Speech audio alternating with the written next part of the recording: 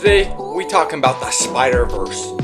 Now by this point, if you're a superhero fan, you've probably seen the Spider-Verse movies. If not both of them, at least one of them.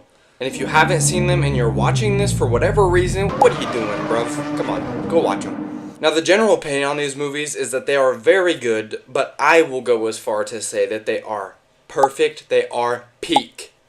And not just Spider-Man, but peak films in general. Peak cinema. Now if you disagree with that statement, you either hate animation or you hate Spider-Man. Which in that case, are you good, bro? Come on. So we're going to be talking about why I love the Spider-Verse movies. And there's 3 categories of these movies and why I think they are some of the most perfect movies, perfect Spider-Man, perfect cinema that I have seen. Now starting with the intro to the story, quick little rundown.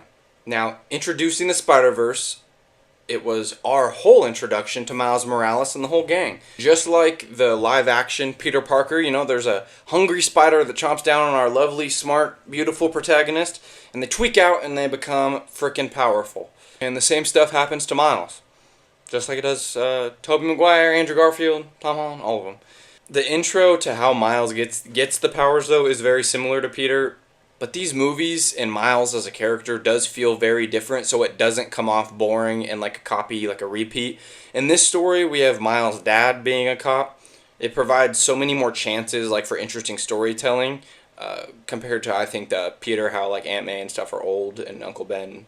Since he's a cop, his dad is always around the action and any of the big events that play pivotal roles in the story. His dad is a lot of the time around there. Many of the fights, many of everything, and it just adds a lot of stakes to everything happening because his dad, and another pivotal important character, is around the action. Now, as you know, after Miles was bitten, the death of that universe's Peter Parker, which Miles watches, kicks everything off because now he is the only Spider-Man in his Earth and has the responsibility to stop Kingpin, and everything falls on his shoulders now.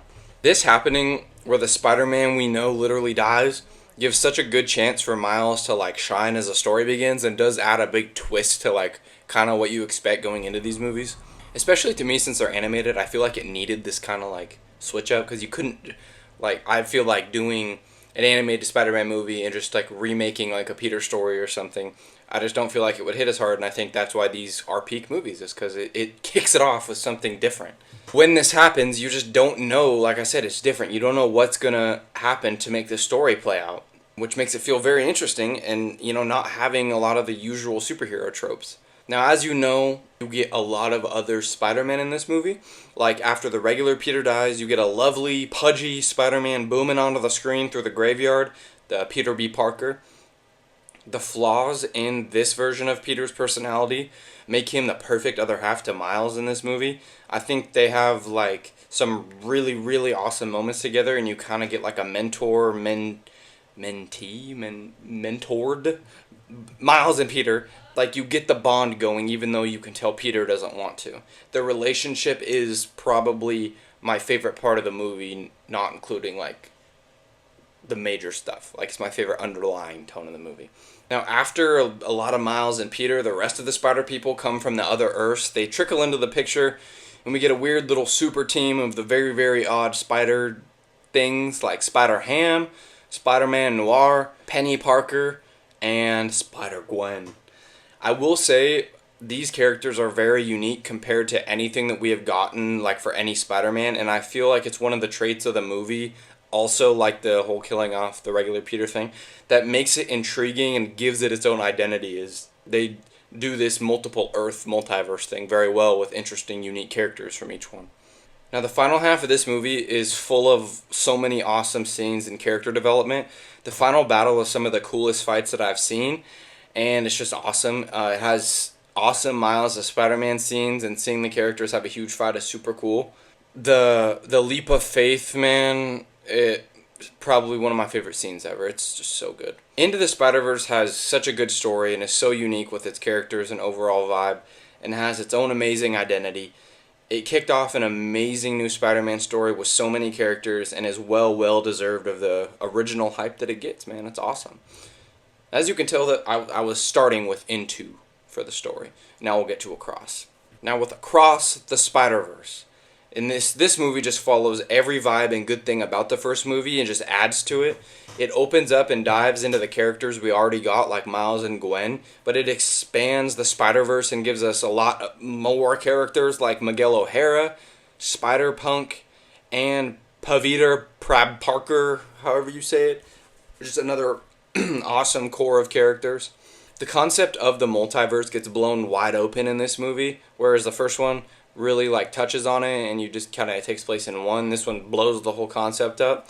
And early on we're introduced to the main villain, the Spot, who's very hilarious at first but slowly becomes more powerful and kind of scary as the story progresses. Now, canon events are the main focus of the problem that the characters face within the movie. It is something that shapes your life and your story and is predetermined. And some of the canon events of the characters within the story get changed, which shakes everything up. Like, for example, Uncle Ben dying. That's a Spider-Man canon event. So, like, with the plot of this movie, stuff happening with Miles and his dad, that's what gives the pushback on Miles compared to the other characters, which is cool. But the second half of this movie is where it shines for me, when they go to the Spider headquarters, and you see all the different versions of Spider-Man, and it's probably one of my favorite scenes in any Spider-Man movie, seeing all the different versions of them, and then all of them chasing Miles. Following with that, that's probably one of the last things, and the main things that makes the story so good is trying to have Miguel catch and stop Miles from changing the canon. Having all of the 1,000 of Spider people chasing Miles is the best sequence of the movie. It is so unexpected for me for them to have the Spot being the villain and then adding Miguel into the villain mix. It sets up the third movie to have some of the best storytelling and scenes that I could imagine, to be honest. The stakes for what Miles will have to deal with in the next movie was set up so beautifully, and I have no idea what will happen, which is awesome to me. I know a lot of people had some issues with the cliffhanger, but I mean, if we're going to get a peak story, I don't care how you give it to us. And judging by the first two, this ain't disappointing so far. Now, the story that these two movies have told so far is not just amazing for Spider-Man or superhero movies, but for movies in general. You don't really get refreshing storytelling that children and adults can understand and enjoy very often. Compared to Into the Spider-Verse, it has so much more time spent emotionally with the characters that adds a lot of depth to them. And I hope they just nail Beyond the Spider-Verse, because the first two are undoubtedly awesome. Now, the characters. Now, we're just going to be talking about like the main three right now, starting with Miles. Now, he has easily become one of my favorite iterations of Spider-Man that we have ever gotten since these movies were released. He has such a charisma to him that just makes him so lovable and relatable. He's brave, caring, has so much drive to try and be better in everything that he does. I feel like he mirrors Peter Parker's Spider-Man with having all these traits that make us love the character of Spider-Man, but having so many of his own unique qualities that make him his own person. He really feels like a genuine, like a guy who has been given the spider powers and has to face the trials and tribulations and responsibility and the hardship that it brings. The motto of Spider-Man being anyone can wear the mask really feels true with Miles. He really has grounded connections to normal everyday feelings with people, experiences, and I really feel that his character is so well written to fit that motto. His relationships with his parents is another great part of his character that I like how they incorporate art into his character, another awesome trait, because the music and imagery that scenes with his character have adds so much life to it. It's just awesome. And I also love how cool his character design is. Now, Gwen, aka Spider-Gwen, is an awesome character. In the first movie, she serves as a really big supporting character and like the love interest for Miles. She does have a lot of cool scenes and moments, but in Across the Spider-Verse, she really shines and blossoms into like the main character beside Miles. Like another of the main character, the co-main character you could say. Exploring her relationship with her dad and the story and her impact of her Peter dying was very pivotal to giving her depth. She keeps her kind of mysteriousness to her even while being the love interest for Miles. And because she's not all over him, it's not overbearing and it feels more natural. She is such a layered character after the second movie, and you really see her struggle to do what she thinks is right and, just follow her heart to help Miles. Alright, now Peter B. Parker. Peter, he's just great, man. He's a very awesome version of Spider-Man that we have, like a very different version that we have seen, but it's awesome. And like lots of things with the story, his character is very, very different, and which makes it fresh and interesting. His very flawed, depressive state and physical state kind of mirrors the first Peter that died on Miles's world, which is very cool for his character. Miles's Peter is perfect and ripped and blonde, and then this Peter is darker hair, gruffy beard, has a beard gut, nothing's going right. He doesn't have MJ. He's messing things up, you know. It's just they mirror each other, which is cool. And it adds a lot more character depth. And also this version of the character, it adds a very comedic level to any scene he's in, but it also has a lot of redemption to his character as he is trying to help Miles and redeem himself. Alright, now the last main point that I want to touch on is the visuals.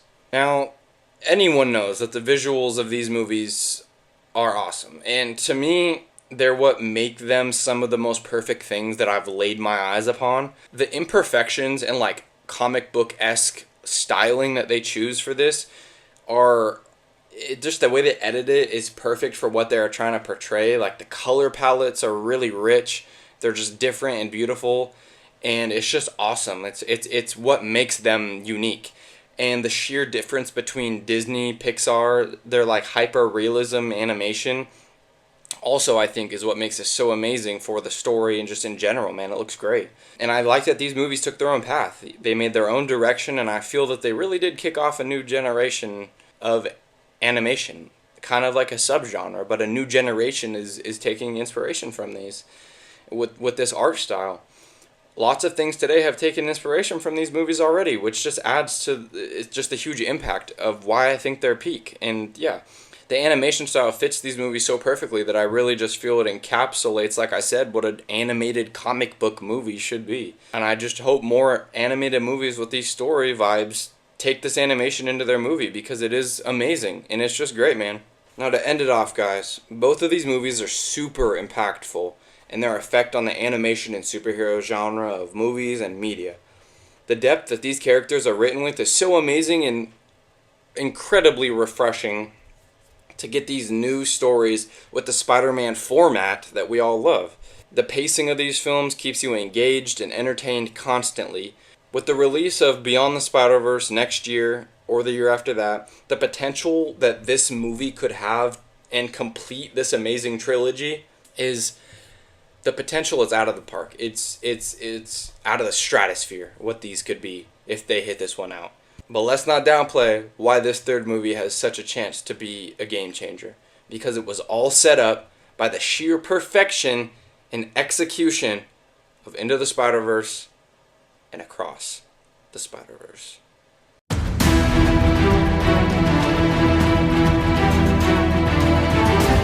If you guys enjoyed this video, I do lots of unboxings like this, reviews, and analysis. You gotta make sure to subscribe and hit that notification bell so you know when I post more videos.